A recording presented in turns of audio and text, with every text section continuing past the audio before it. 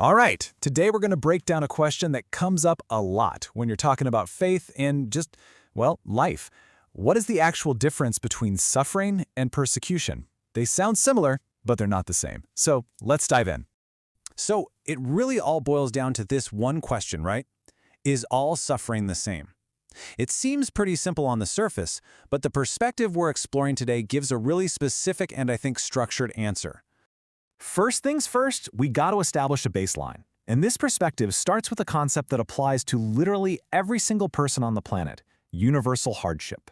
The big idea here is that some problems are just part of being human, you know?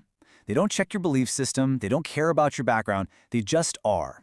This is the common ground that we all share. And this isn't some abstract idea. We're talking about real stuff, like getting sick, losing someone you love, the day-to-day stress that just grinds you down, and of course, death. According to this view, these things happen to everyone, believers and unbelievers alike. There's a scriptural reference that really illustrates this point. The thinking is, just like the sun shines and the rain falls on everybody, no matter who they are, the basic tough stuff in life does too. It's just an indiscriminate part of the human condition. Okay, so if that's the universal stuff, now we're going to pivot to something way more specific. This is the second category of suffering that gets identified, and it's a kind of opposition that is very, very targeted. Yeah, this is not the random, happens to everyone hardship we were just talking about. This is something else entirely. It's described as targeted opposition, suffering that happens specifically because of who you are and what you believe. And the verse used to define this is so crucial. You have to notice the qualifier here, in Christ Jesus. This isn't a blanket statement about everyone. It's about a specific group of people living out a very specific conviction. And this leads us to a really clear definition of what persecution is. It's not just any old difficulty. It's targeted opposition that comes as a direct response to someone's visible faithfulness and their public identification with Christ. Okay, so we've got these two different buckets: general suffering and targeted persecution. Now we're going to zoom right in on what truly separates them. Honestly, this is the heart of the whole explainer. This is the question that just brings everything into sharp focus. We've said that not all suffering is created equal. So let's actually lay out the precise differences, side by side.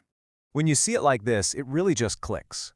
On one side, you've got life problems. That's the universal human reality. It affects everybody, and it's seen as a consequence of a broken world. But on the other side, you have persecution. That is faith-specific, it's directed only at Christ followers, and it's caused specifically by their allegiance to Jesus. See? Two different sources, two different targets. And just when you think it's crystal clear, another layer of detail gets added. And this is a really important nuance. It's not just about what a person believes on the inside, in private. This quote is key because it ties the opposition directly to Jesus. The implication is that the world's reaction isn't against some private internal thought. It's against a visible allegiance that looks a lot like the one Christ himself had with the world. So you can think of it like a chain reaction. Persecution, as it's defined here, is a response that follows an action. It happens when that faith is actually expressed, when truth is lived out in the open, and when your allegiance becomes visible for everyone to see. It's a reaction to discipleship in action. So now that we get these two different concepts, how do they actually fit together in real life? We're going to look at how these two realities can exist in a single person's life at the same time. And this is a fascinating point. These two types of suffering are not mutually exclusive. You know, being a person of faith doesn't get you a pass from all the universal human problems. In fact, it can add a whole other layer of difficulty right on top. This verse is held up as the perfect picture of holding two seemingly opposite experiences at once. It really captures the essence of living with this layered reality, the presence of sorrow and suffering right alongside something else entirely. So to put it simply, it looks like this. A believer is navigating life, dealing with all the normal human suffering just like everyone else. But because of their active faith, they have the potential for this extra layer of Christ-centered persecution to be added into the mix. All right, let's bring this all home. We've looked at the two kinds of suffering, how they're different and how they can overlap. So what's the single most important thing to walk away with from all this? Here it is, the bottom line.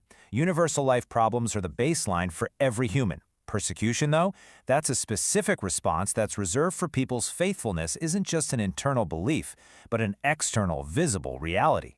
And that leaves us with one last really provocative question to think about. If persecution is a response to a faith people can actually see, then why on earth would it be considered a sign of authentic discipleship? That is a powerful and often misunderstood teaching, and a perfect place for us to end, leaving you with something to chew on.